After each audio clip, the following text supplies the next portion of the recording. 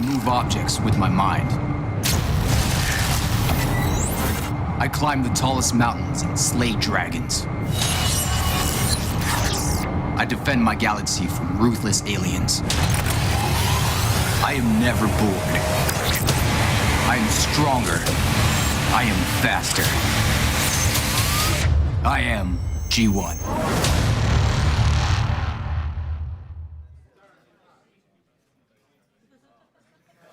Hello guys and welcome back to WCS Premier League Season 2. I'm joined on the couch this time with a different face. Of course we have Chris Loranger. Huck, how are you doing? There's a mic over there. It's alright, first day. It's on. Oh, thank you. I'm doing good, how are you? I'm doing great. You were actually casting that first series, so what was your thought on the start of the day? In general, I didn't feel like Jim was going to do as well as he did, but he was willing to take the risks he needed to do well. And on top of that, like I said in the cast, he really played to his image, which is something not a lot of players consider, and I feel like he abused really well. Yeah, it's interesting because most of the time when people think about the Chinese players, because they have so many ping issues over there, we just have come to grown to expect them to use these cheeses or aggressive strategies. So I think that caught everybody off guard when Jim came up with these really nice macro builds, well, except for the second. Well, I feel like in general, the Chinese players are more hidden. Their build orders, they kind of practice within themselves. They, of course, play Korean ladder, but they don't play, Pro League, Caspa Cup, GSL, all these things. So they have all this time to practice, and it's a lot harder to study them as a pro player than, someone else like maybe Pult or Hydra, really skilled players, but they have a lot more information. Well, Jim was able to win that first game. He's going to have to play the winner of our next match of the day. It'll be Bunny versus Petraeus. Now, this match is really interesting. As everyone should know, Bunny is arguably the best foreigner that is playing right now. Petraeus, on the other hand, not as well known, though I have heard from many different pro players speak very highly of him, saying he's a very good player. What are your thoughts? Yeah, I feel like the #1 foreigner position is kind of up for contention right now between Bunny and Snoot. So they're kind of going back and forth, but I would definitely consider him 1 or 2 right now. And then, like you said, Petraeus, I mean, among like pro players, that small circle, he's a beast. Everybody knows he's a beast, and he's finally getting the results. But the question is, can he translate that to a live stage? He's really good online. Exactly. In the past few months, actually, he's participated in, I believe, almost every online tournament out there. He's been a very, very busy guy. But it comes down to what you just said. Can he perform on the main stage here at WCS Premier League? With this guy over here, he's the exact opposite case. We've kind of seen him at every major tournament this year so far. He's been so busy the past few weeks. Gfinity, then he was at DreamHack Tour right after that, and now he is here. Do you think that's going to affect his condition at all, or do you think that makes him more prepared headed into this today? Well, I know personally from talking to him, he woke up at about 4 a.m., so he's a little jet-lagged, but he's been calm, cool, collected, and backstage practicing, just doing his own thing. It's more up to Petraeus. Is he going to bring his A game? Because he's not used to playing on a stage like this. He hasn't competed that much, where although Bunny might be tired, he's conditioned, he's used to it, he's used to traveling, he's well experienced, he's a seasoned veteran at this point. And Petraeus is playing, probably the top foreigner right now. I don't know. It's hard to say. If he brings his A game, he has a real shot. If he gets nervous, he will crumble to the pressure. Yeah, I definitely agree, and I believe we're actually getting this game ready for you guys. The casters that will be presenting this game to you guys will be Nathanius and Greetorb, so guys, take it away.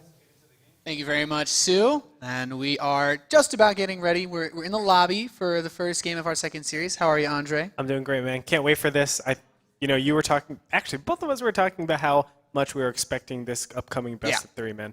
These two players are sickos, and what I love about it, they've both been training for the past, I would say, 3 to 6 months, completely polar opposites.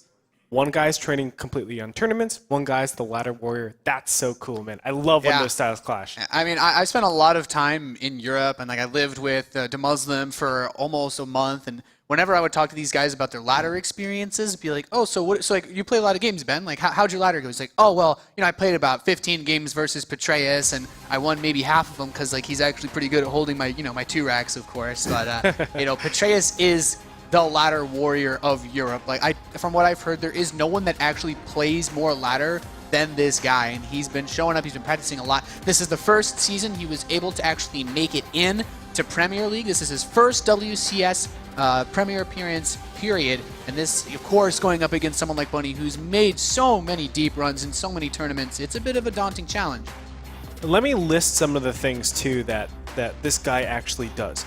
Okay, in the past 2 months, because really all that matters is the last 2 months of statistics. That's how well you're playing, that's how well you feel with your matchups, etc. In the last 2 months, normally players are going like, 7-3 in matchups. So in TvZ, they're going 7-3 and stuff like that. This guy is 16-5. That's a lot of games for Zerg, against Zerg. Against Petraeus, he's 24 wins and 4 losses. And then for Terran, he's 13 wins and 6. That's a lot of cups to be doing, man. That's a lot of show matches to be a part of. This guy is a part of the online community in terms of tournaments, in terms of show matches. He has played in a lot of minor things, but what does he do in the major things? This is basically kind of the first time he's on that big main stage. Yeah, this is one of those matchups that gets really cool because Petraeus is someone that there's not a crazy amount of offline content to study. You don't have these big on-stage performances. Sure, plays in a lot of online matches and whatnot, but so does Bunny at the same hand. These two guys were warming up yesterday. We came in for rehearsals at the studio. I sit down. I'm watching both of them. They're both playing games. I don't notice it until after, but then Kane asked me, he's like, why are you guys playing versus each other? Like, they hit each other on ladder, and they don't even care. They're just like, no, it's good practice. It's like, you understand you have a match the next day? Like, the way that they described it was they play each other so much on European ladder already that they don't feel like there's any secrets they have from each other. It's all about who can actually just perform when they're put on stage. Neither of them were worried about hiding strategies because they've played so many games, they've seen everything. That's so funny, man. I mean, a lot of different mind games that, or double mind games, or double bluffs can happen. We have to go like 3 mind games deep on this one. I see that he's going for a Zergling Baneling all in, but he's faking it. I know he's not, and he's like, I'm gonna fake, double fake, and actually do the Zergling Baneling all in. It's like, well, he just did a Zergling Baneling all in. No, it's a Zergling Baneling double fake. Yeah, I don't know. It can get really weird. We are loaded in to the first game of this series. As you guys can see, we're gonna kick things off on Echo. In the top left position, we have the Red Terran player representing Denmark in Team Liquid. He's Bunny, who finished top 4 in Season 1 of the World Championship Series. His opponent in the southeast, the Blue Zerg representing New Zealand in My Insanity. He's Petraeus. Now, if we're talking about who has more on the line in terms of who wants to be super successful, both of them obviously want to get that first place. But Bunny, he is ranked 22 right now for WCS points. He only needs about 400 to 600 more points. I know it's shifted because of DreamHack, but 400 to 600 more points to actually be in contention with the top 16. That's really close. Yeah, he's pretty close. Yeah, that is 5th through 8th that he has to get through, around there. So he's shooting for obviously the absolute top. He just needs the repeat to be in a very comfortable position. That's right. But it's very realistic that we do have Bunny in the top 16 for the World Finals at BlizzCon. Yeah, he has a better opportunity than a lot of the other non-Korean players. The only other guys that have gotten super close in the recent tournaments that we've seen, well, I mean, in WCS Season 1, you have players like Showtime and Kane get pretty far, Snoot as well. Who Bunny had to knock down to actually get that far. So it gets tricky as far as the non-Korean department goes. Petraeus hasn't had the best showings in his offline performances recently. He showed up. I know he played in DreamHack, but he didn't make it to the playoff stage. Had a bit of a rough time, and Bunny's still been competing across the board in all tournaments, including things like DreamHack and Gfinity. Yeah, and that's why it's so interesting. Like, we're focusing on Bunny. He's like the really big guy, but Petraeus, just to let you know, they had a fight night recently for the Gravity Show match. It was April 9th that they had that match, and Petraeus actually came out ahead by a score of 3-2. So as much as we're focusing on Bunny, it's like so close. This is the group where you really don't know who's going to come. We saw Jim obviously be a huge star about a year and a half, 2 years ago, and then kind of settled down. He's a big wild card. Of course, Kane made it to the round of 8 last year. And now you got 2 really fantastic players, and I think Petraeus is overlooked a lot of the times because he's not in that spotlight like Bunny is. Yeah, I'm very interested to see where Bunny has taken his Terran versus Zerg, especially. Petraeus opening up with a reasonably quick Zergling push. This is actually quite smart versus a command center first, which he may have been expecting from his previous matches against Bunny on this map, because he's just now starting this bunker. He's only going to have one Marine out by the time 6 Lings hit his base, and a second one about halfway done. So he has the potential to do a lot of damage. He can't obviously kill the command center because he built it so quickly, but he could push him away off of it, and if he doesn't react fast enough to block his ramp, he could even get in the main and kill more workers. Oh, this is scary, man. Because there's no, obviously right there's no depot, but he gets the wall off with the factory. That's a very intelligent way to do it. Still, Bunny, I mean, it's annoying for sure, but he still has all of his main essential items. Of course, his orbital command center is one of the most important parts about this, but, you know, moving down to that bottom, and also, do you pull SCVs here, or do you make more Marines? Because if you make more Marines... He's going to bring some SCVs. It's his choice move here. He already killed 2 Lings, so he should be able to reclaim this. But I think for what Petraeus was doing, he got what he wanted, you know. The mules actually both got dropped in the main, so it's going to hurt his mining out time as well. But look at that. The reactor goes down a Marine too late, or 30 seconds too late. Yeah, and that's true. a big problem. It doesn't line up very well with the factory at all. He'll have enough time to build 1 Hellion straight off of this factory, and it's not as optimal, it's not as optimized as you would like it to be when you're playing against a Zerg. So if I'm Zerg in this spot, normally you get like 4 queens in the early stages. Yeah, I mean, he opened gasless, so he can play ball like that. I would go just 3 though. There's no reason to get that extra queen because you know the Hellion count is going to be delayed. Well, he's at 3 queens, Greetorp. I think he's thinking along the same Stay lines there, as you. get your 3rd base, you're good to go. He's double gassing, as we can see. Yeah, so he's droning up that natural. And because he also got to see everything that was coming, like he saw the factory timing, he can roughly assume whether or not, based on the way that it started, if that second gas was going to be an issue because he has the Overlord that's going to see this 3rd command center. So Petraeus should recognize worst he'll have to deal with is a couple Hellions that are be hitting later than usual, and that means he can safely build those drones. He's getting a Roach Warren too, and adding on evolution chambers. I'm wondering if the Roach Warren is defensive or if he actually intends to make them a part of his core unit composition. Yeah, a lot of times people do go for like the 5 to 7 roaches, as you're talking about, the more defensive, trying to just say, okay, if there's any Hellbound pushes, it's going to be slapped away very easily. But, you know, going into the mid-game phase is Mass Roaches. We were actually just talking about this before. Yeah. Mass Roaches, it has a good power spike at mid-game, but it dies off at endgame. You know what? I think he's going to bring that. He started the +1 attack, and this must be so confusing because Petraeus knows that Bunny will also occasionally play mech, and I'm wondering now. Petraeus did have that Overlord near the ramp. He saw the extra barracks that was being built on the reactor. This is actually super useful information. Because he sees he's building extra barracks, he should be able to write off the possibility of there being mech. The fact that he's still researching the +1 Roach attack tells me he is considering going for that big timing push because he even starts Roach speed. Yeah, and there are a couple indicators for Bunny to see this.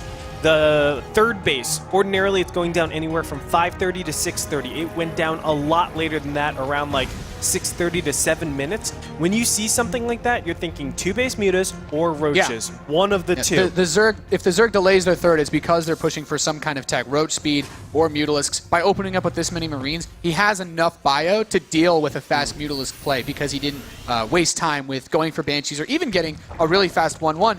Bunny's setup here, his +1 attack actually starts significantly later. He has the 2nd engineering bay, but he's building a tank. He's trying to compensate for this. The tank is going to really allow him to isolate this, since the position between the natural and the 3rd can be walled off into one choke that you can easily defend both bases from. It's crazy that this one production facility is the main counter to what we're seeing from Petraeus. This is an 11-minute 1-1 timing with just a huge swell of roaches. You're going to just see a non-stop push.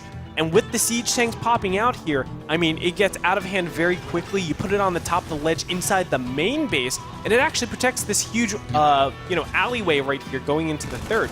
So there's a lot of capabilities for you to defend against any of these shenanigans. Now, thinking about what Petraeus does with this opening, as he pushes the natural ramp, he sees, okay, we've got a siege tank here. Petraeus hasn't actually built an insane number of roaches. Nope. The goal of 1-1 pushes like this are to try to delay the 3rd base of the Terran as much as you can. Some Hellions are going to run by into this 3rd base, though. Okay, doing a little bit of damage here. And he's got the Spire and the Bailiness on this, so it doesn't seem like he wants to commit to roaches. Wow, very interesting. I'm wondering if he opened up blindly like this, expecting mech, and then he was Man. like, I don't really want to make a mass roach swell, yeah. which can sometimes, it can work against just straight up bio. A lot of times these roach openings are to punish super fast third bases where you take the command center at 8 minutes, and then if they actually try to defend all the locations, you're just gonna die. But Bunny doesn't actually push out to his base.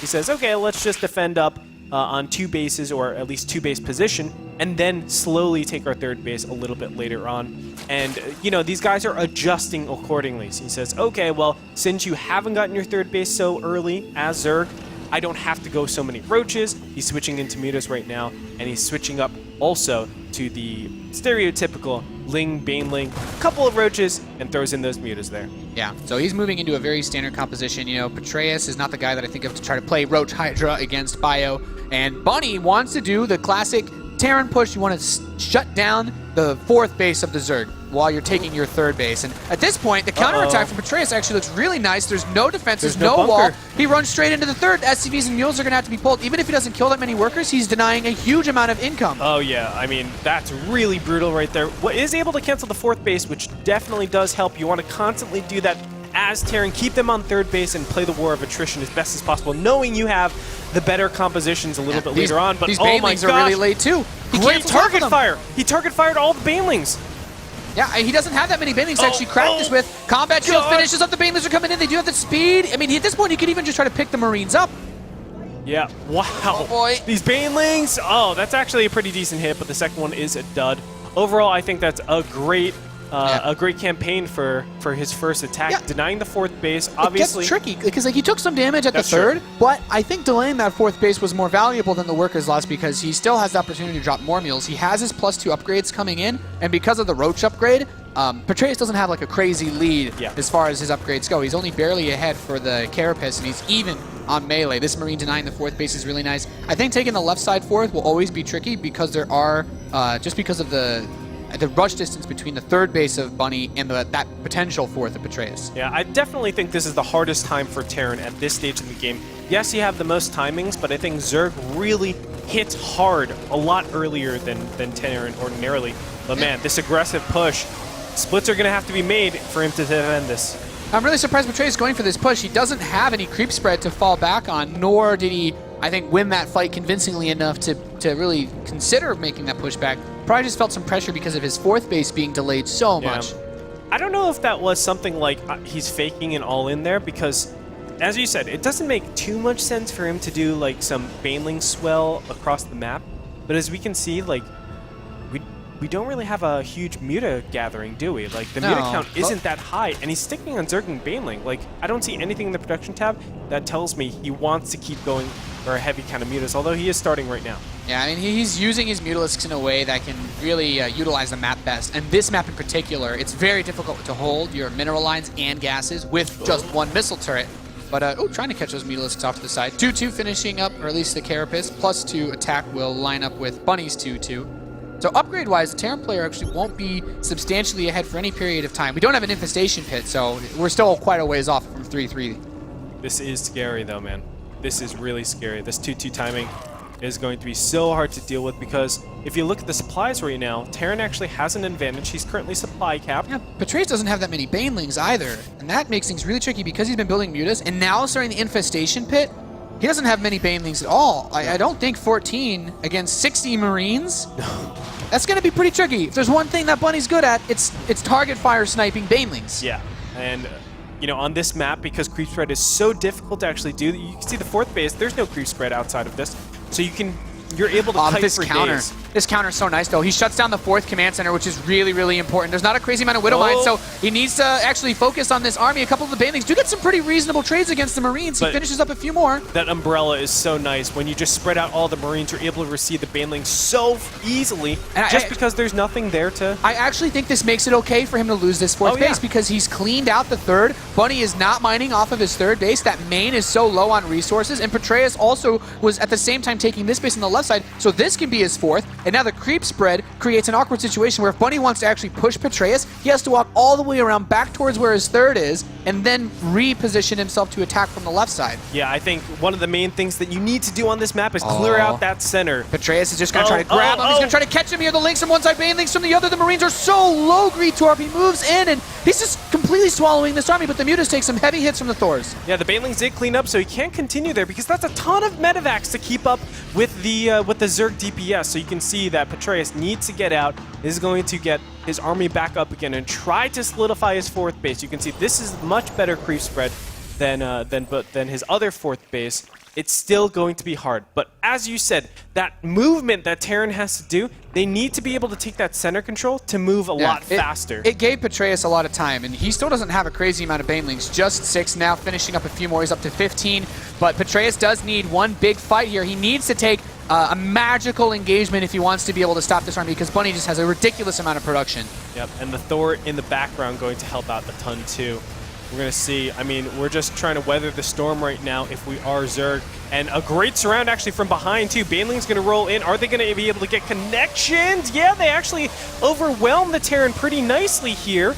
Yeah, that's fantastic. The thing is, Petraeus, by having this base still alive, wow. There's no fourth for Bunny. If Petraeus can continue to defend, he'll be in a position where this game just looks better and better for him, but Bunny's reinforcements are doing the job. Yeah, I mean, that long line count of units that's helping out, and the medevacs keeping alive all the units that are left over. GG gets called out, and LiquidBunny will take game number 1. That was so close, Nate. I mean, it was just back and forth. Fourth bases for third bases. It was really crazy, and any single battle could have decided the game. Yeah, it gets really tricky in that scenario because as the Terran player, when you make pushes like this and you choose not to build a fourth base, you know, you're pretty much all in on killing the fourth of the Zerg. And he did a good job of bouncing back and forth between Petraeus' 2 fourth bases. You know, the Baneling count never really got to a crazy high number. And honestly, there weren't that many Widow Mines either in the army for Bunny. So I feel like if he... And I know he wanted to have Mutalisks to target down the medevacs and to help bring down any residual forces, but it still gets very, very tricky. Like, Petraeus sets himself up to get this catching the army, but the reinforcement line for Bunny comes in, and he keeps all the medevacs alive for all this fight, and the Thor just hits these Mutas so hard. Yeah, and as you said, the medevacs staying alive, actually the medevacs not being targeted down by the Mutas definitely hurts, but, you know, I guess it's the style that Petraeus wants to play, because you can actually allocate 2 different ways with your Mutas.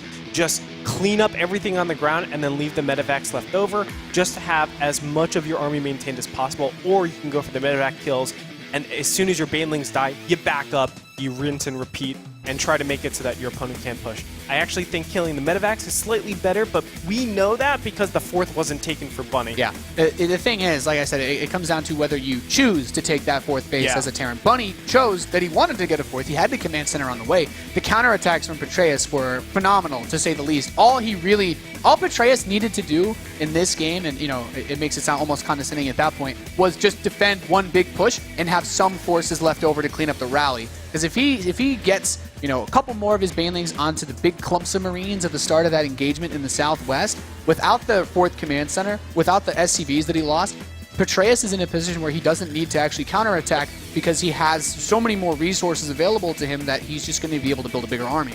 And with all the trades, too, of the 3rd base and the 4th base, none of them were really banking. So it's not like the reinforcement wave is going to be super powerful. Yeah. So really, I mean, we could also say that it all came down to every single fight. If you were able to get a good engagement and a good surround, then it's going to determine who's the victor. And I just felt like Bunny positioned himself better, especially with the 4th base on the mid-right-hand side.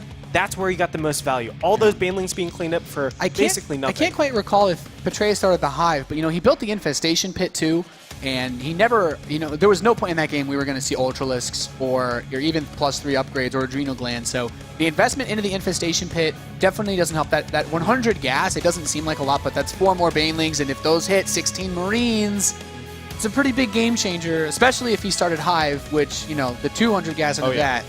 There's potentially a lot more firepower he could have with an army in that position. I mean, players like Violet are big proponents of just staying on that lair tech. Yeah. And just getting huge swarms of Zergling-based compositions and flooding your opponent. So even though you're at 170 supply, I'm always at 200 because I have a ton of Zerglings out there, and I can just make sure my Baneling hits connect because my Zerglings are always surrounding.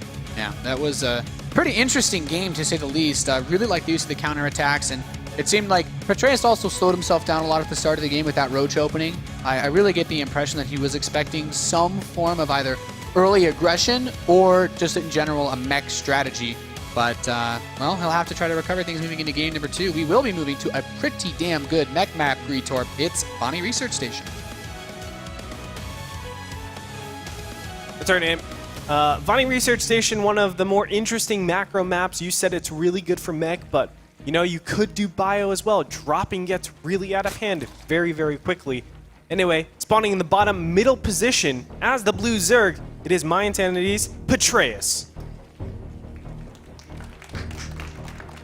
Shout out to all the Kiwis tuning in. Everybody from Australia, not usually the easiest times to watch for you guys. And he's up against this man in the north, representing Denmark and Team Liquid. He is Bunny.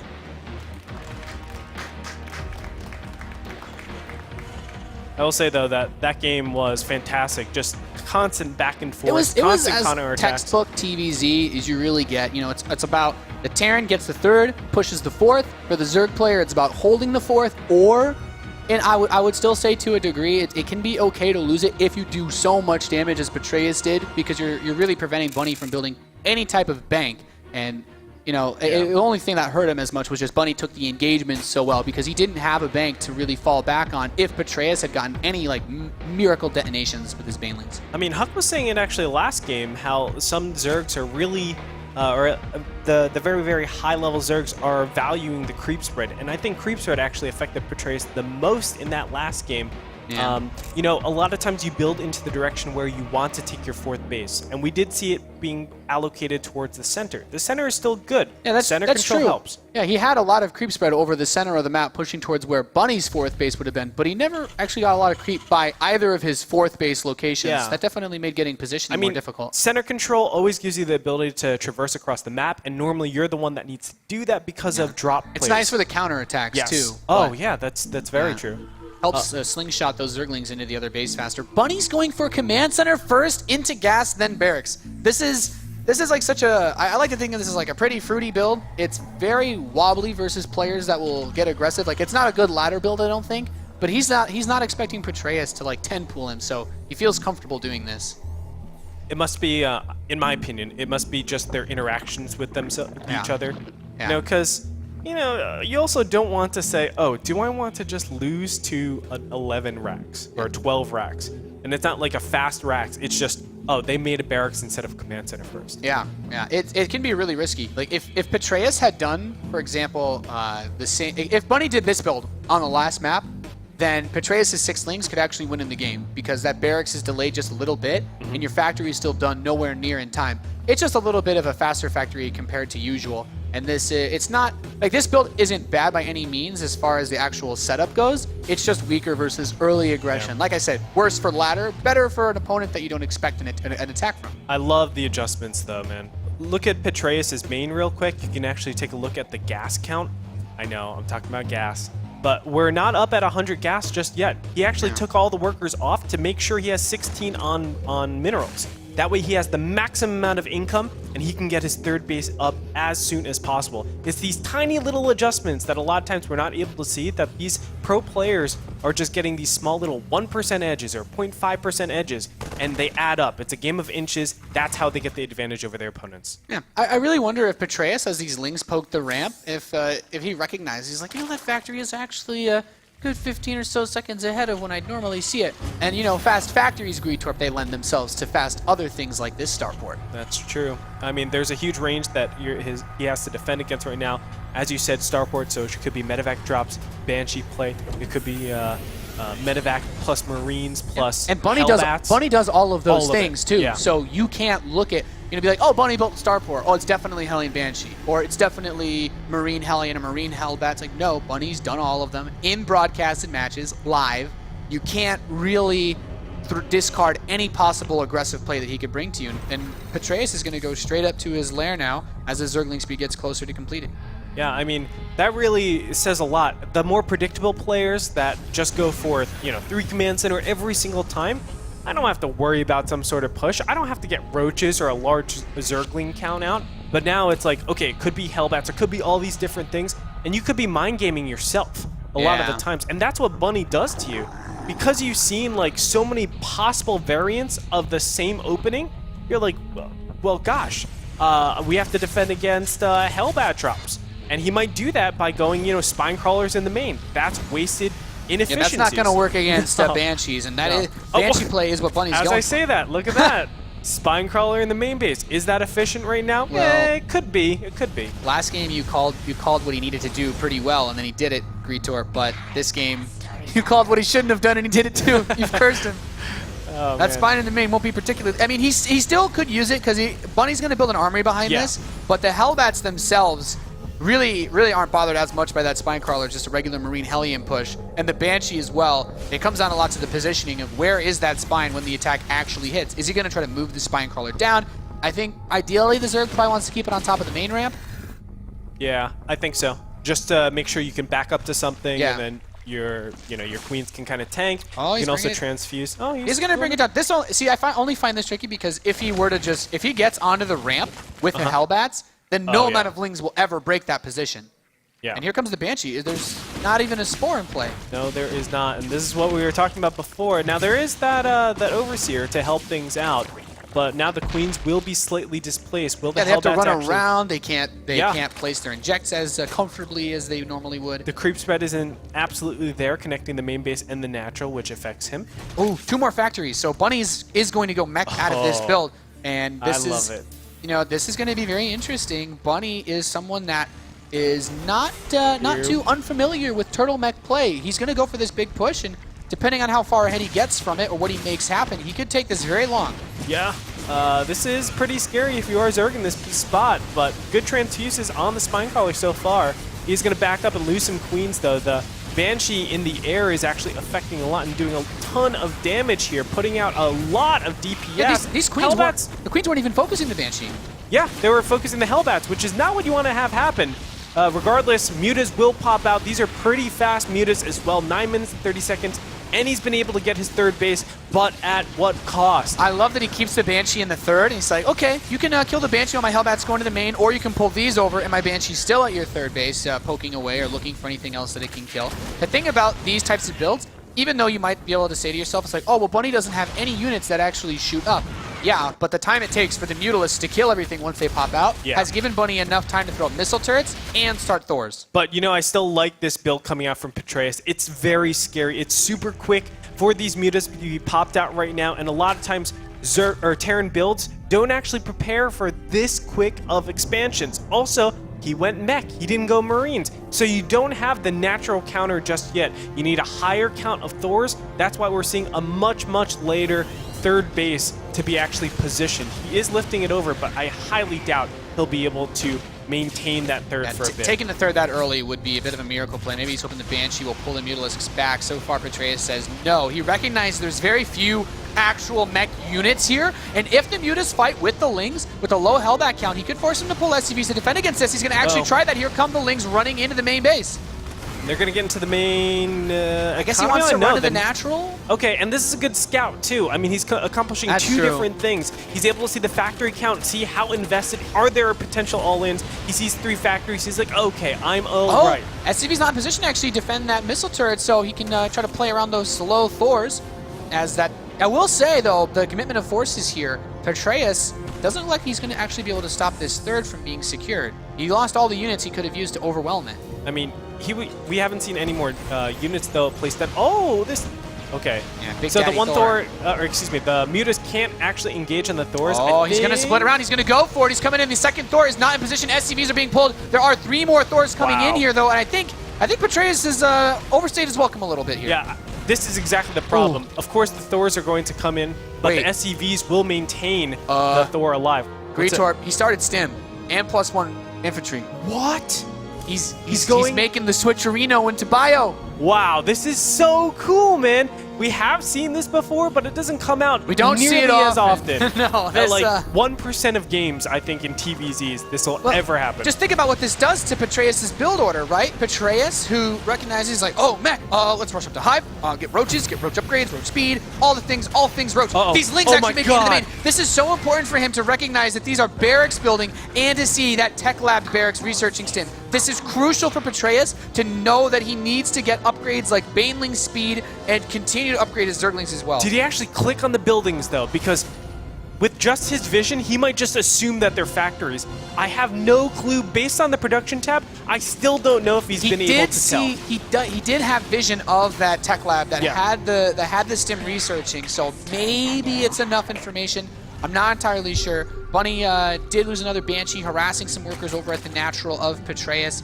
But this is a great 1-2 punch build. You know, in the old days when players would go Swarm Host as a response to mech, you know, Bio was just so nimble that if you weren't expecting it, that switch would just outright kill most Zergs. And I would still proffer that if no Baneling speed gets researched and Bunny maxes out with Marines, there's no composition that Petraeus can build that will actually be able to stop it. Yeah, I mean, roaches would come close if Bunny makes a mistake and pushes out too fast. Yeah, I think the only you just gotta chill, wait till max. Exactly. It's all in Bunny's court right now, given the compositions. But we have to check Vipers on the way out right now. They can help with Blinding Cloud. It seems he wants to go into Ultras, but I actually think that with the setup that Bunny has, he should be in a position to make, like he could actually make his first push before Ultralisks are really in play, or at least well upgraded Ultralisks, which allows Marines to actually deal damage against them. And, oh gosh, I mean, with, you know, so I'm really questioning. Has he recognized yet that it is a bio switch though? I feel like he's still seen a lot of tanks and Thors, but maybe not all of the Marines. I think both of them are creating just these all-purpose armies, and it's stuff like this that I really like at high-level play, where it's like, well, do you have enough experience to know exactly what's going on, where I can just go this weird composition and you'll be able to defend against it? Yeah, Losing these mutas, obviously, not a good thing, but he does find out the composition exactly, and he sees, wow, that's a lot of Marines. If Petraeus didn't know before, he certainly knows now. He still has not opted to get Baneling speed. He's just going straight for Ultras, starting chitinous plating, starting adrenal glands, and 3 Ultralisks are on the way. But with so many siege tanks, and especially so many Thors, like these are units that you can just focus fire down and they will actually wreck Ultralisks, especially in low numbers. Without Banelings to clean up the Marines, those bad boys will keep any number of Zerglings or Mutalisks off of those very expensive mech army.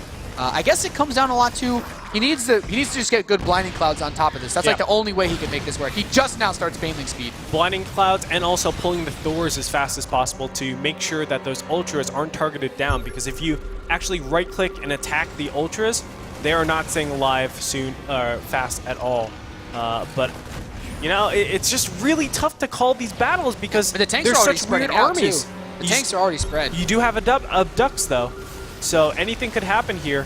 Looks like the fight is going to happen. That's a lot of Queens. Roach is going to rush forward. Blinding Cloud's the main army. A couple of the tanks in the back are still able to fire. And, you know, that's the power of Bio. He can just run out of the Blinding Clouds. The siege tanks and the Thors are cleaning up the Ultralisks. The Queens are coming in for the transfuses. Okay, actually, the transfuses are going very nicely on those Ultras. Oh, yeah. Look at that. I mean, 2 of the 3 Ultras still exist. Finally going down right now. Is there enough power to the punch, Well, he's stimming pretty hard. I mean, these Ultras are starting to clean up with single cleaves. And Petraeus actually manages to push this back. Exceedingly impressive from him. Beautiful play. And from that, Petraeus is already starting off of Hive Tech. I mean, that was the first main engagement that we've really seen. And this is amazing because he can make the switch now into Broodlords. He's got the Greater Spire on the way. He still, I believe, retained his Vipers. He had 1 Viper retained from that fight, but he also retains a few of his Ultralisks. And those alone, now that they have chitinous plating and potentially further upgrades, are still going to force a heavy commitment to those, you know, the anti-armor units, the Marauders, the tanks, the Thors, and that could make things tricky when Broodlords come out. Bunny's doing the right thing, though, starting up with the drops. Whenever you're dealing with Ultralisks, you have to start trading out your army for better composition than just Marines. Marines are not good up against Ultras. I found that out the hard way, Nate. Yeah. And a lot of times you need that Marauder count. And if you don't have that Marauder count, you don't want to just go for an army and fight because you're just going to be behind. And you know what Marauders aren't good against? Broodlords. So Greater Spire getting closer and closer to completing. We still do not have any Corruptors, though.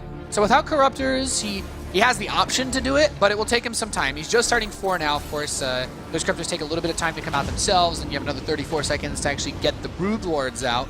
But it's a slow army composition, which, as you said, makes these drops even more important. Yeah, so it really comes down to how well can Petraeus defend against these and be able to, at the same time, tech to the money composition. Right now, the timer is going to be on Bunny. He is not necessarily at a deficit by any means, but if he lets the game get out of control, he's very easily going to lose this game. Great abducts. Nice abduct. Kills the one with the full, fully sick. loaded. Unbelievably nice. He's like, boost away. He's like, no, you're boosting to me. So he sees the corruptors. This is actually really important.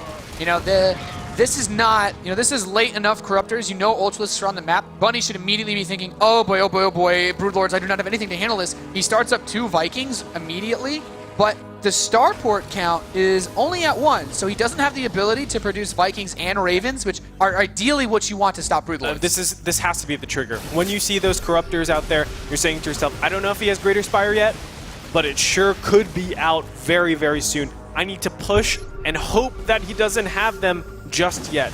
At the very least, I get a trade, I can get Vikings out and be able to deal with the Broodlords. At the worst, he might lose the game, but if he's at this composition and Broodlords pop out, he's already lost the game. Yeah, well, the problem here becomes now that the siege tanks are totally nullified by the Broodlords. They're going to cause the siege tanks to fire upon Bunny's own units. He still has to deal with these Zerglings that are just running behind. And these Zerglings don't need to be playmakers. They just need to distract Bunny, pull his attention away from doing drops or trying to attack, spread the, stop the creep spread. And all of this is just buying time for Petraeus. Bunny's just now starting up 3 more additional starports. He does have +3 mech weapons on the way, which will also benefit those Vikings. He just needs to avoid a fight against both the Broodlords and the Ultras at once. And even just these abducts, he's like, yep, okay, I can pick off a few units here and there. And why do you think Petraeus is like backing off? Is he waiting? Oh, it could be for this +3 carrot. I think Petraeus recognizes that this army is actually so heavily maxed out that there's no supply for Bunny to build Vikings with. So all Petraeus really needs to do is just get whatever army composition he thinks is enough to stop a Viking-less Terran. Definitely makes sense. As infestors are starting to pop out here. 5 were in production. I mean, if you get a fungal on bio when you have ultras and banelings, like that's it, man. That's it. He catches this drop. 3 full medevacs. He's just going to force him to deposit here. He's like, nope, not today, buddy. And a lot of units do get cleaned up. He could try to make his way towards that natural. He has a drop over at the west side, so Bunny's doing everything in his power to buy himself time in this game, to create opportunities and space. Good abduct, grabs a medevac, again another one. Ooh. Doesn't focus it though, barely slips away. And it is going to be able to drop. So it does some damage against the bottom right natural here. Actually picking up this Evo chamber would help. Yeah, those evolution chambers are very, very valuable. That's the +3 attack researching on that left one. He does not want to lose that. And I like this. I mean, Bunny is doing everything right to get back into this game. He's trading supply, too. Yes, that's the #1 thing. He's trading supply pretty efficiently. A lot of people are just like, okay, let's attack into it now that they have Broodlords out. No, you have to still do it carefully. He threw away the medevacs and Marines, and, you know, not to say callously threw away. He did it so he would open supply to build more Thors and more Vikings. Yes. And the Vikings are what he needs to deal with the Broodlords. Yes, and it's still a rough situation for Bunny, though. I think he could even throw away SCVs, to be honest. 67 at this point in the game is a little excessive. It comes down to this one engagement, right? Yeah. Like, that's all this game really matters, because the armies are just so heavily invested. It's hard to rematch. These armies are so big, replacing them is going to be close to impossible. They have enough bank for an extra wave or 2, but not to replenish everything. And the Vikings actually catch the Broodlords out of position, snipes one of them. 2 Broodlords picked off for free. Really nice grabs by Bunny. Nice little tiny advantages that Bunny is able to maintain through here, or at least get back, I would say. Bunny starts a fusion core. He's building tanks and Vikings at the same time. He knows that the seesaw, the pendulum of Ultralisk Broodlord is still swinging and could very well go back straight into pure ground units, although he does have 6 more Broodlords queued up. So he's sticking on keeping this in a well-rounded, well-balanced army. 6 Ultralisks, and now looks like 8 Broodlords. Very, very strong army. Bunny's maintaining this this constant pressure. Actually, the left-hand side drop is going to be, it looks like, bungled and not killed. Should invested in that second bungle, man. Marines are going to get to unload. Might grab a worker or 2, and he's still just... Look at that. He's still so freeing up supply, man. And grabbing the creep spread. Yeah, like, reducing that creep spread actually stops any of the pushes. And I am a little bit, like, confused why Petraeus isn't actually trying to go for the gold here and just push in. But again, Bunny has efficient trades over in the bottom right-hand corner. Look at what Bunny's building now. 5 Ravens at a time, getting Corvid Reactor. What the Ravens are going to give him is point defense drone against the Corruptors, but also Seeker Missile on those slow Broodlords. Broodlords and the Queens, especially if the Queens ever push off creep, like the Seeker Missiles are going to completely annihilate them. Those air units clump up so hard. Yep. And that's a big problem if you're investing a lot of supply into that air. Of course, we already know that there's a good amount of supply there. I mean, he does have a lot of ultras, some. He's building 7 command centers. He's making a wall. He knows this is going to super late game. This is Bunny's Great Wall. This is pretty hardcore.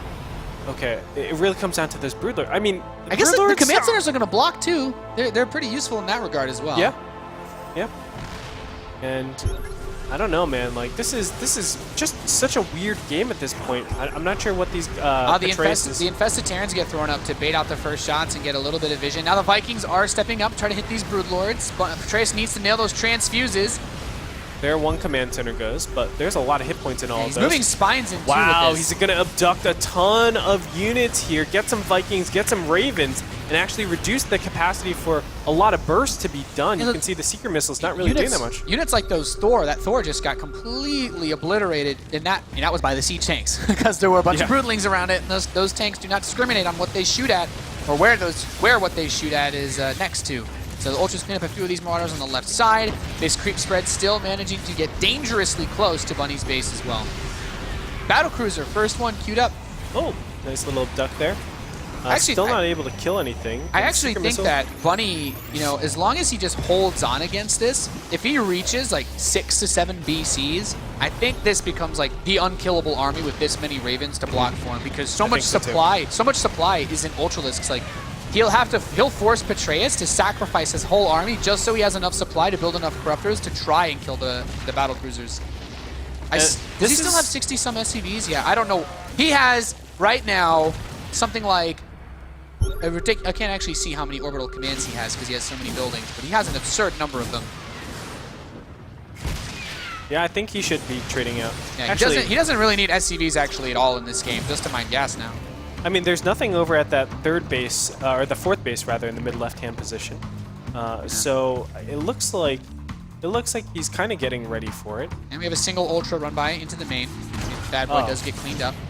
And now some SCVs finally get thrown away. That's 30-minute timing, man. 30-minute Ultralisk attack at the main base. Those 30 SCVs he threw away opens up an obscene amount of supply. He can easily get up that battlecruiser count that he needs to make this game very, very difficult for Petraeus. I mean, would you have 5 battlecruisers or 30 SCVs in the main You know fight? what? Fighting against a Zerg player that has Broodlords, Infestors, Corruptors, Queens, Ultralisks, Zerglings, I think I'd take the battlecruisers. I think so. Those SCVs look intimidating with their drills, but I don't think those weapons are certified to take down a Zerg army of that magnitude. So it looks like Petraeus' win condition is actually just playing attrition and having that gold base on top of his opponent, right? Because like he's denying the gold base in the top right-hand side and the mid left-hand. He has to try to starve out Bunny. Like Bunny's army is reaching like critical mass, but if you look at the banks, like Petraeus has enough to trade. Bunny does not. Bunny's going to be focused entirely on having an absurdly cost-effective army supply.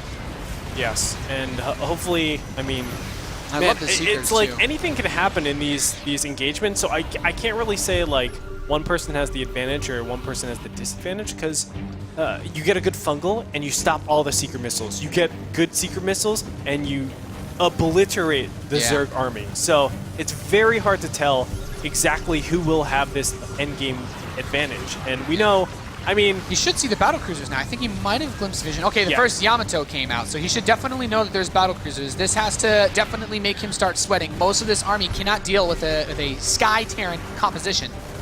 In general, though, I give the advantage to Petraeus just because you're much more likely to have games like this in ladder than you are to have it in tournaments. And we know that Petraeus has been laddering a lot more. So those European mech Terrans, man. That's right, man. There's a lot of good ones. That's true. This actually reminds me a bit of the game I actually watched them play against each other yesterday warming up, which still just blows my mind. That they're like, yep, you have practice against me doing this now. Congratulations. And he's getting the Flying Locust upgrade. He's not going to actually build Swarm Hosts. It would be a little bit weird, man. I mean, the Thors deal really well with the Flying Locust, and the Point Defense Drone is still effective. But I guess at this point, you might as well get every upgrade, right? Yeah, you might as well. I suppose so. I mean, he has Bunny, such a bank. Look Bunny's at that. gotten the most important ones for this army composition. He's just now finishing durable materials, which makes the auto turrets and the point defense drones last longer. He also has high-sec auto tracking and building armor for his planetary fortresses and missile turrets, and they also benefit the auto turrets. Like he's got every upgrade that he needs to make this army cost-effective. Music to my ears, Nate. Music to my ears. I mean, it's a good position. He's up to 8 battle cruisers, by the way. He has 2 more about to finish. It's starting to be like This is getting out of hand. a crazy position for Terran because just looking at the army tab, they're actually even in army supply, which is very, very crazy. But we have the capacity for Terran to go down to like 180 supply instead of like 150 or 160 around there. Yeah. And the reason for that is because you can keep getting command centers slowly but surely and just trade out your SCVs eventually and only rely on mules. Yeah, because the mules don't cost supply and they can gather minerals, especially when you're already maxed out. It's just really complementing your bank, whereas you only need SCVs to mine gas. Yep. And even if you suddenly decided you needed SCVs, they can retorp. With 20 orbital commands, I think building, saturating a base takes 17 seconds. So you're good. You're good there. Infested Terran bombs keep hitting these bases. Just trying to focus down. I think at this point, like, damaging the planetary is still okay because if you can get it burning, then the repair costs will still burn resources. I think denying the refinery would also be a pretty smart choice. But Bunny has reached what I would call the dream composition for Terran. I think he so. has tanks, he has Thors, he has battle cruisers and Ravens and Vikings. There's not a whole lot else you need against Zerg. I do like what Zerg is doing here, though. A lot of people might be confused. Why is he going back and forth, just cleaning up auto turrets? What he's really trying to do is catch these battle cruisers out of position, and you can see it's forcing scans always. Yeah, and it's also burning Raven energy, too. It's burning Raven energy, and it's also given the capabilities, if ever you're out of position, I can instantly abduct and kill whatever X thing it is. He just needs to be careful because, you need to reconcile the fact that he's probably going to Yamato. He's probably going to be able to kill some of my ultras. That's the one thing that makes battle cruisers so strong in this position is that the Yamato range is rivaled only by, not even barely, like abduct is still 1 range less than it. So you have a really hard time of actually counterplaying this when the Terran is in such a defensive posture. And you pick the right units, they're 100% dead. You can't transfuse them. Ultras can get transfused. Vipers cannot get transfused. Queens cannot get transfused. You're just going to straight up die. Yeah, it's not the old days either. Each Brutal. battle cruiser, man, with full energy, it can fire off 2 Yamato cannons, which is enough to one-shot any unit in this composition except for, the Ultralisks. Yeah. Which aren't really even a key factor anymore. The Ultralisks are actually on, like, some sort of quest, They're like, well, we're kind of useless. Let's just try to do a run-by against this planetary fortress, and I guess, like, they're going to kill some stuff, but there's not a whole lot here to actually kill. It's actually pretty good here, right? Like, the Ultras are baiting out, saying, hey, come at me with your battle cruisers. 1 battle cruiser won't be enough to actually kill them right away. What do you think about just posturing this army between the... Like, can he actually try to get around where this gold base is? Because I feel like the Broodlords could also just ransack the production of Bunny. He needs to stay on creep. If he doesn't stay on creep, he will get Seeker Missiled, and that's the worst situation.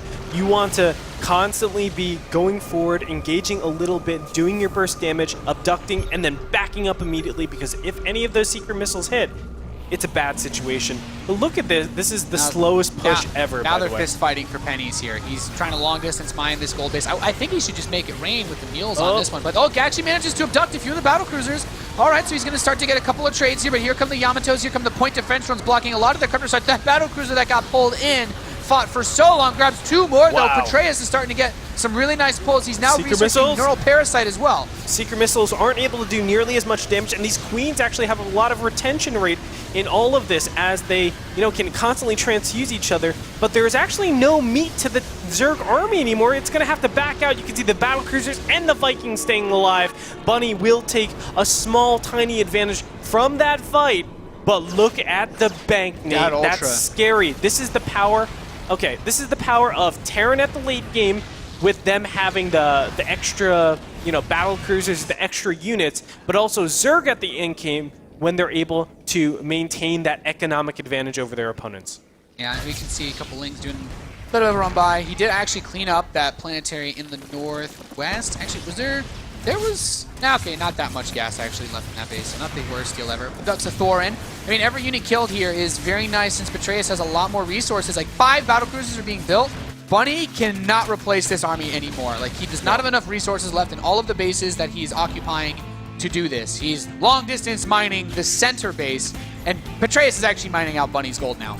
Wow, and little does Petraeus know that he can actually, well, apparently he does know he's actually going to push forward now and stop this gold base from going down. Great fungals on top of the Vikings. That's exactly what you need to do, but he's not able to chain them. Seeker missiles will go down. A lot of these units in yellow and red. Is he going to be able to actually eliminate this air army? The Ravens are out of energy. There's no more point defense drone. The Corruptors are able to push forward. He has transfuses. He's baited back the Seeker missile targeted Corruptors, and he is slowly but surely chewing away at this Viking count.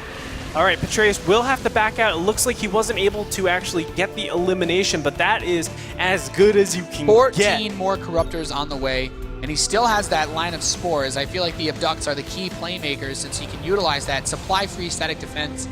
I guess he's not maxed at this point. Neither player is going to have an easy time doing that again this game. No, but this gold base helps out so much in the top right-hand corner. This is actually Bunny's gold base. 2 Hellions are going to get over here and say, no. Doesn't even have blue flame. I don't think so, you can't actually two-shot the drones. Hellbat will be made. He's just going to back up from here.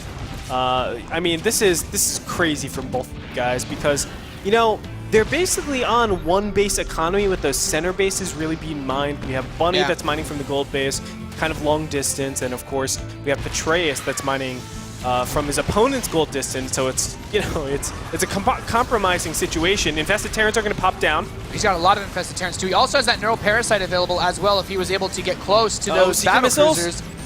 They're going to go off. Okay, actually gets a couple of decent Seekers. Here come the Infestors. Most of the Siege Tanks are gone. He could try to go for Neurals. He's going to keep throwing Fungals and Infested Terrans underneath this army. Now the Planetary's gone. The Queens and the Infested Terrans have nothing else to worry about. That's going to be enough, man. The Battlecruisers are going down right now. Corruptors still maintained, and there's a lot of Infested Terrans. Ultralisks also maintained and pushing through. And look at that. They get tickled a little bit by those Battlecruisers because there's just not enough there. Oh, wow, this Ultra, he's trying for dear life. Leave me alone, guys. It's like, you guys don't even last that long anyway. It will be able to get out of there, though. But Bunny, wow, like, this is a crazy Bunny game. doesn't even have enough resources to repair these battlecruisers. Both of them are really low in resources. That's the main thing. He was able to clean up that base, though, in the top right-hand corner, the gold base that was on Bunny's side. Petraeus no longer has that, which is important. So they are on so sick, man. Equal economy right now. It's just very tough, man. Who would have ever have thought? Army supply is like exactly the same, 95 to 100. That is crazy. Super, super close. The army compositions as they stand, 10 Corruptors, 3 Ultralisks, 12 Infestors, 12 Queens, and 3 Vipers versus 6 Battlecruisers, 4 Ravens, 2 Tanks, and 9 Vikings. A little sprinkling of Marines. All right, he's going for a great Abducts immediately on top of the Battlecruisers. The weakened ones will go down very quickly. And all that's left is 2 Battlecruisers instantly get locked down. He's doing it. He's going to tie this series up, I think. Greetor pushing in. All the Battlecruisers are dead. He has leftover Queens and Ultras for days now. 22 Lings coming in to supplement this army. More Infested Terrans being thrown. These 2 Marines are not going to save the game. Wow, GG. Petraeus will take game number 2. A beautifully executed endgame by both these guys. We had a 50-minute game. A 50-minute game, and it came down to the wire. That was awesome. We got to see actually everything. Like, we actually saw everything in that game from Bunny. We had him open up with the aggressive Hellbat Banshee push. He transitioned into a Mech Thor mid-game. Then he made the mid-late transition back into Bio and finished the game out with Battlecruisers. Fights like this were so crucial. Both players being maxed out. He did a really good job of splitting his forces against the point defense drones, but also having all these Spore Callers underneath the army to help get rid of that point defense drone energy. I mean, these get so chaotic for the players. Like, a lot of stuff is going on. You're transfusing, you're abducting, you're Yamatoing, you're PDDing, you're trying to auto-turret, position your units better, and when it comes down to it, I felt like Bunny needed more. He needed EMPs with this army. That would have helped out critically. But, you know, managing all that army composition, that's tough. Adding another spellcaster into your composition. Petraeus being up like close to 2 bases worth of economy most of the time was really nice as well. Being able to take his opponent's gold base just... Oh, yeah. It It's not helps even. out. It's not even about Petraeus having that money. It's about Bunny not getting it. Because Yes. Petraeus, at the very least, has his own gold base that he can rely on. So it makes things a lot easier for him. That's important to note that Petraeus did have an entire gold base up on his opponent that entire game. It was very, very close. I mean, that is kind of how ZVT works, where Yeah. Zerg is slightly less efficient than Terran, and it looks like, based on these two caliber players, it's just about a gold base in A gold base of More, difference. yeah. A gold base more was all Petraeus needed to secure that game. But when you're playing with such wild compositions, that is not a Terran versus Zerg game that is seen close to ever. That is a Petraeus versus Bunny game. That is Yeah. a game that these two guys have so much history that things probably in a vacuum don't make sense. But with their history, they know they're going to kind of mind game each other. So putting in those builds that like Petraeus did, or excuse me, that Bunny did, it just makes a lot of sense to try to fake Yeah. them out, get the That's- win for a 2-0. That's like the kind of style that we saw in like Pro League in like early 2014. Like some crazy guys do it. Like I think like Fantasy did it like a few times and it was really cool, but you know, it never caught on. And Bunny's just like, yeah, this is a pretty solid way to play against Petraeus. I still think it was a really good choice, but you know, Petraeus reacted beautifully. Like he played that game damn near perfect. I think so. I think so. And we're getting ready to kick off with game number 3. It will be on Coda Ladder Edition in the bottom right-hand position. As the Red Terran, it is Team Liquid's Bunny. Currently tied 1 apiece with our Blue Zerg in the northwest position. The New Zealander representing Team My Insanity, it's Petraeus. I was so looking forward to this series today, man, and I'm delivered. glad. I have been satisfied so far. This has been good.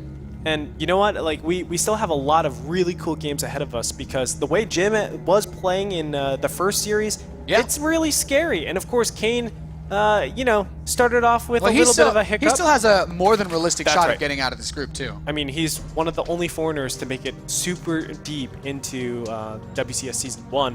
I mean, we expect very high things from all of these guys. It really is a shame that we have to say bye to some of them. Especially, I think it could get really weird if Bunny ends up dropping this series because Bunny lost the last best of 3 that he played against Kane when they played in the winners match of their group in round of 16 for WCS Season 1.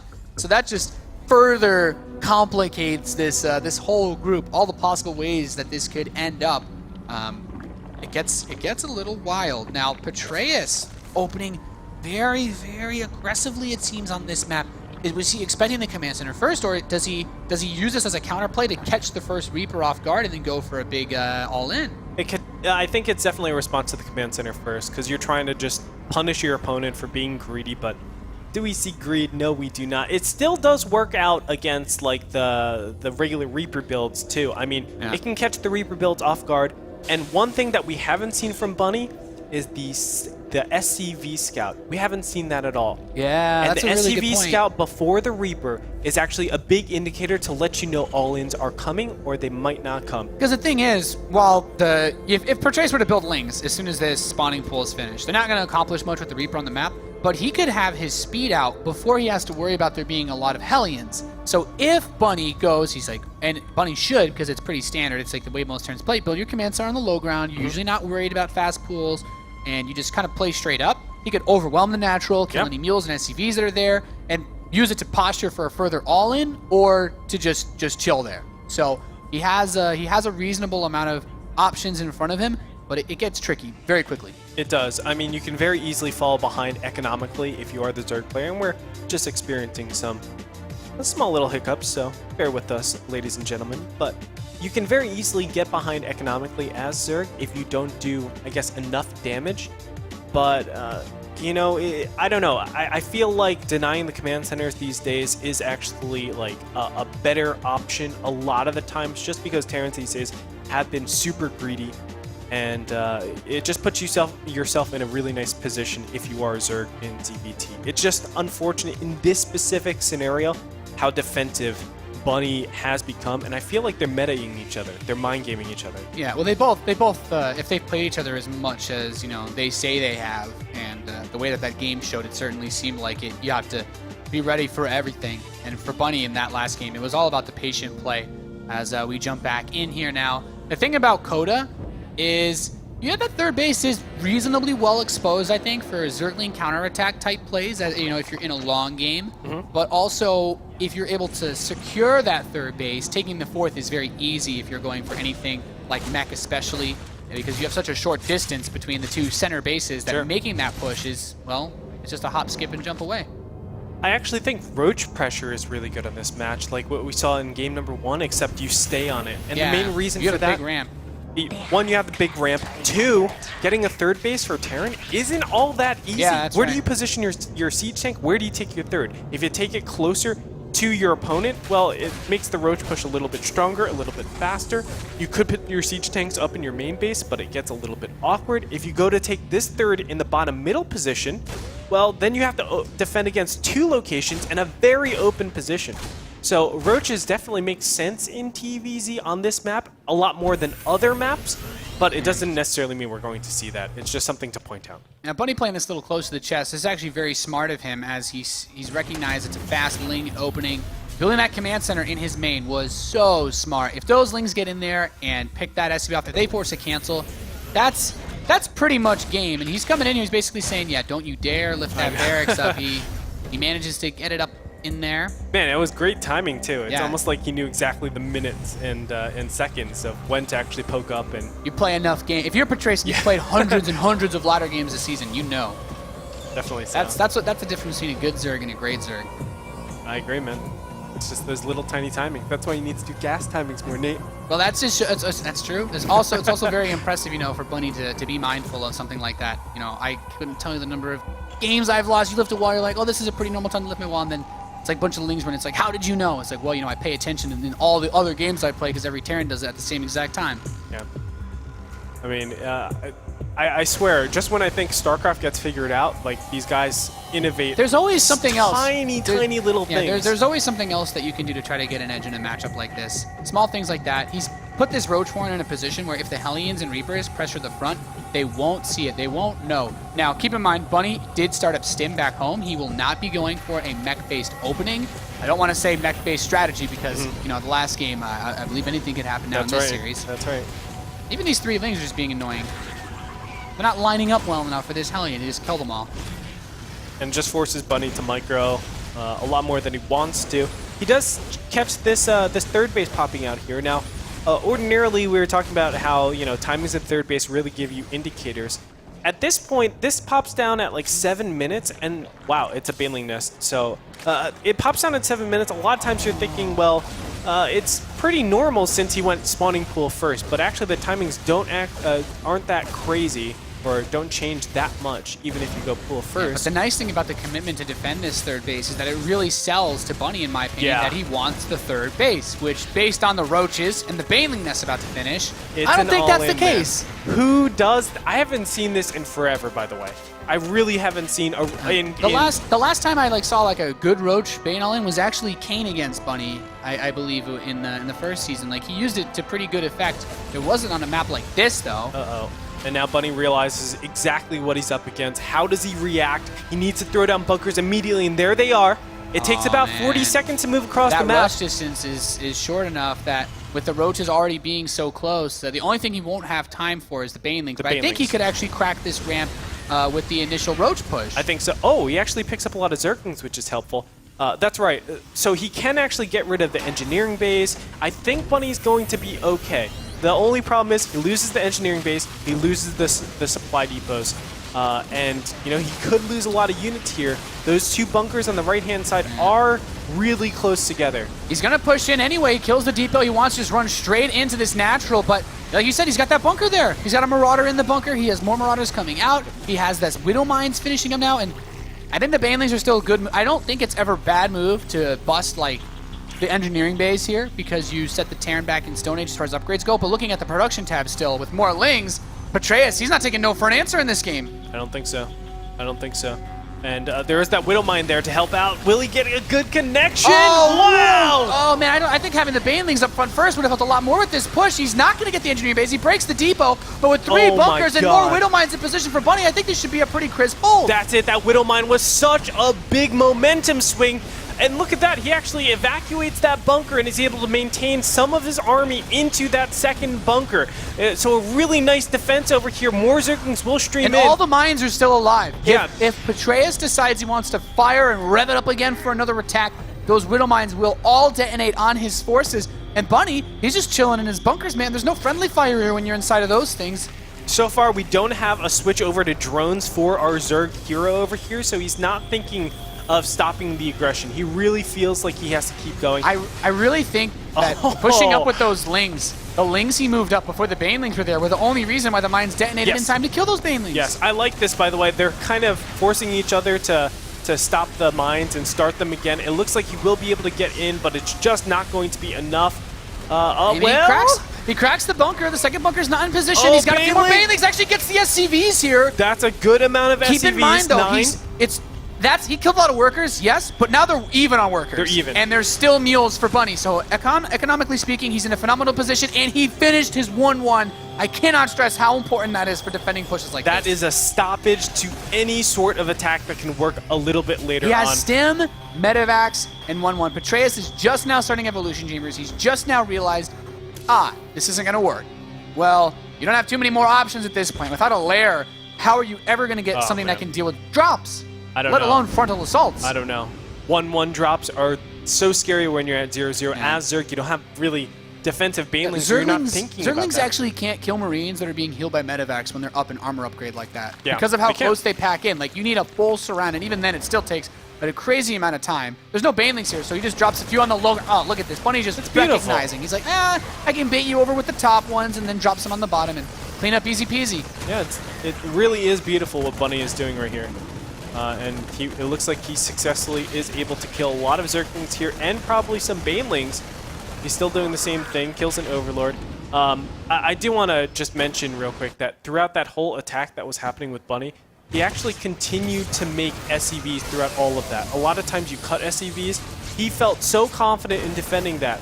It's like, well, I don't have to worry a thing. When you said it was even workers, he was actually even workers a minute ago. Then he lost 9, and he still had even workers. So it just showcases, like, Bunny is so confident and so accurate. The power of the 3 command center builds. Yep. Like, as a Zerg, you don't look to kill SCVs. You need to kill everything. need to win. You need to win with the pushes like this. And we see right now, 1 Baneling. You know, Bunny's good at target firing Oh, those. man. Bye-bye, Baneling. And all the drones are going to die at this third base. He got another drop inside of the natural expansion, and Bunny's looking to go to the winner's match. GG! Takes the 2-1 over Petraeus. A phenomenal second series here, the World Championship Series for Season 2 Premier Agreed Tour. Bunny in a very, very intense back-and-forth series. If you told me that was the round of 8 or round of 4, I would believe it. These two guys, it's really unfortunate that potentially they could eliminate one or the other, because I really feel like Petraeus showcased some really great skills. I love the mix-up in game number 3, showcasing, hey, I can play the mind games, I can play the meta games, I see that you haven't been scouting,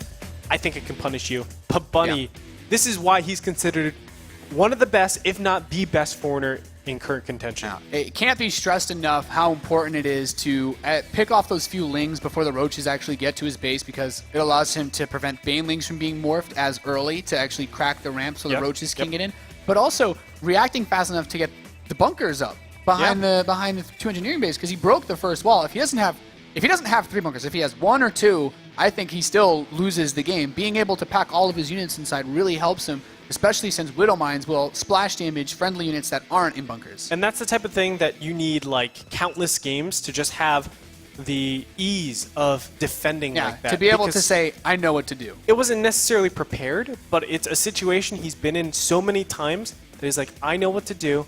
I'm calm, I'm collect. My crisis management is still at 100% of my capabilities. Bunny just easily defended that, said, I know I'm going to defend this. Let's keep making SCVs. Let's get a bigger advantage. Let's get 1-1. A lot of people are just saying, I can't get 1-1. I need all those minerals and gas for my other stuff. He's like, no.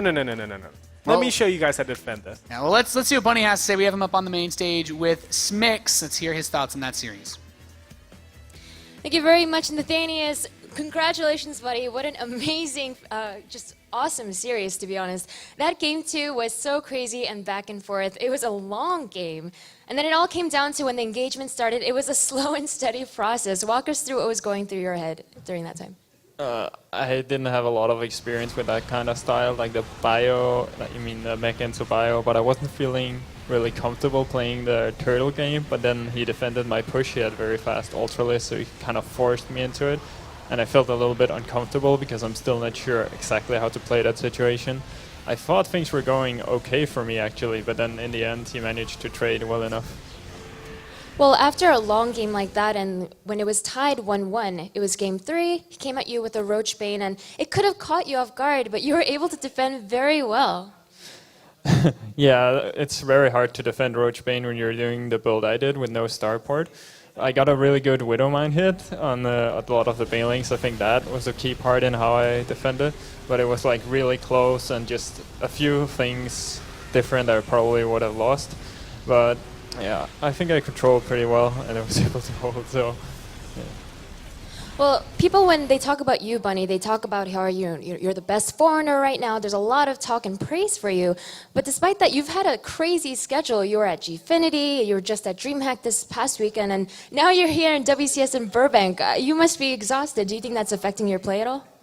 Yeah, I think it's affecting me a lot. I've actually, when I got here, regretting a little bit that I went to DreamHack because it has been such a tough schedule and I'm a bit jet lagged here, a bit tired. I didn't get to practice a lot on the new maps. And my TvZ practice actually wasn't going so well. I was a bit worried coming here, but now that I won the first series, I'm feeling a lot better. So I'm feeling pretty confident now. Well, last but not least, you said that you weren't feeling so confident in your TvZ. Your next opponent is not going to be a Zerg player. It's going to be Jim, a Protoss player. So what are your thoughts about your TVP? It's very easy. That is all. All right, well, very confident words from Bunny. Best of luck in your next series, guys. We are going to go to a commercial break, but when we come back, it'll be our first elimination match of Group A. It'll be Kane versus Petraeus, so let us know what you guys are thinking prediction-wise. Hashtag WCS on Facebook and Twitter, and we'll be back after this.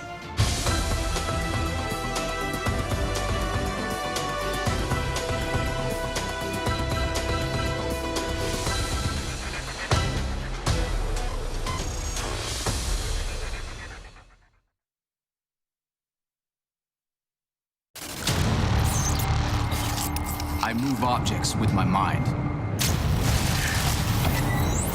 I climb the tallest mountains and slay dragons. I defend my galaxy from ruthless aliens. I am never bored. I am stronger. I am faster. I am G1.